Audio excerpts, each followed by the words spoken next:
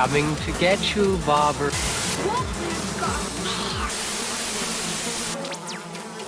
Candyman is the 2021 horror movie directed by Nia DaCosta, and it stars Yahya Abdul-Mateen II, Tiona Paris and Coleman Domingo. Before we begin the review, guys, this is going to be a spoiler review, so if you've seen the movie then you can stick around. If you haven't seen the movie but you don't mind spoilers, then obviously stick around as well. A spiritual sequel to the horror film Candyman from 1992 that returns to the now gentrified Chicago neighbourhood where the legend began. I'm going to go back and forth with the positives and the negatives because I think some of the positives can be a negative for this film and some of the negatives can be a positive as well. I'll start with the look of the film because when I saw the trailers for it, it did look quite stylistic and artistic for a horror movie, and it's very stylistic all the way through the movie. I like the camera work in this film, and I do like the cinematography as well. There's some scenes that it's really hard to explain, almost like Candyman from 1992, very unique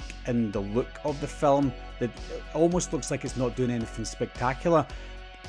For example, there's one scene where the two of them are standing at a train station and you see the train coming in and you see the background of Chicago, and that's it. It's very simplistic but very stylistic as well. Not just that scene, but all the way through the film there's some scenes that even when nothing's happening you enjoy the look of it as well. But even though it is stylistic, it's not too polished either. So you get movies like The Matrix, for example, is very polished looking Hollywood style movies. Whereas, although this movie is stylistic in the look, it's not too polished, it's not in your face where they're trying to be too artistic, it's nothing like that. Now, I know that a lot of people will have an issue with the wokeness in this film, and it's not completely free of that type of thing that's happening in the world these days, and the types of things that are happening in movies these days. It can't shy away from that, and it hasn't shied away from it in the film. And when I saw the trailer, I thought it was going to be full of that type of thing in the whole entire movie, and I wouldn't enjoy it.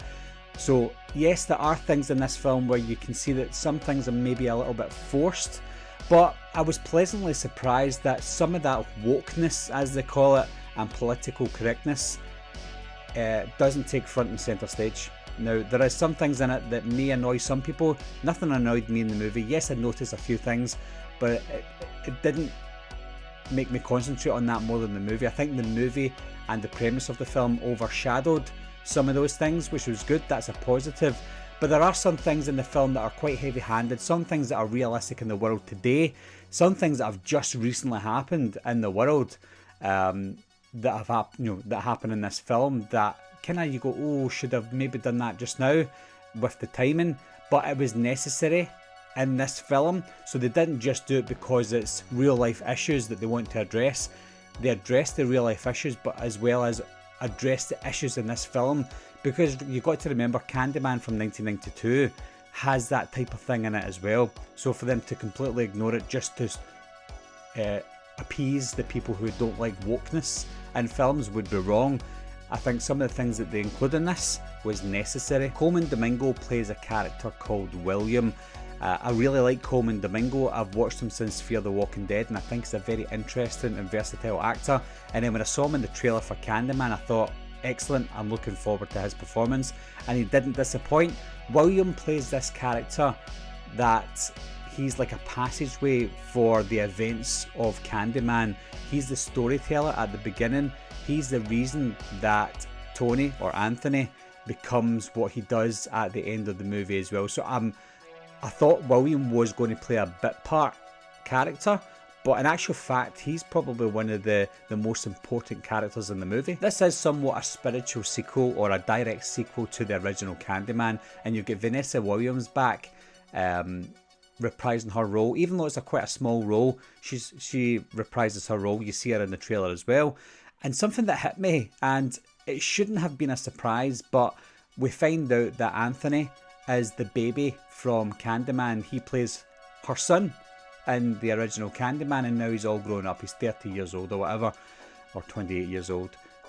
And I was surprised. I was like, oh, I never even thought of that. But after the reveal that he is the baby and the reason for him being there, I'm like, well, that was pretty obvious, and I didn't really realise it at the time.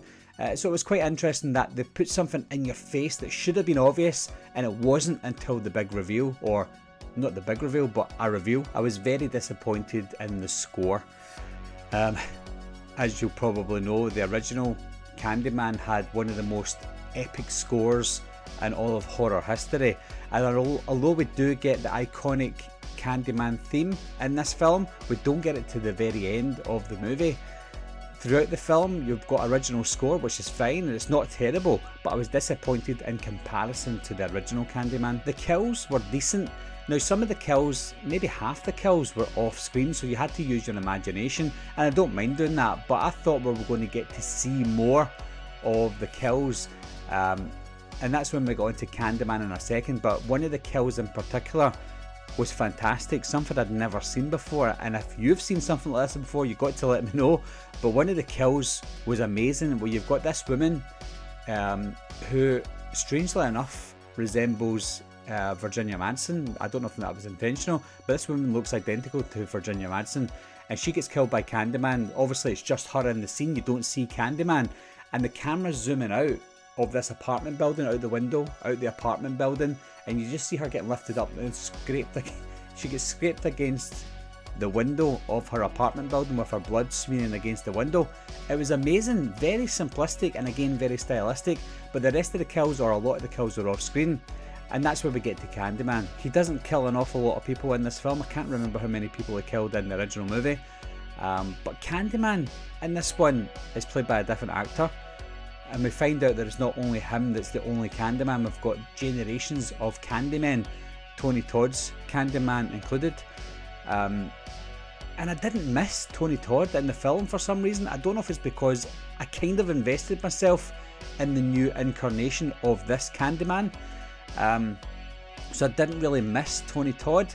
We do get Tony Todd at the very end of the movie, which was a nice touch, of course.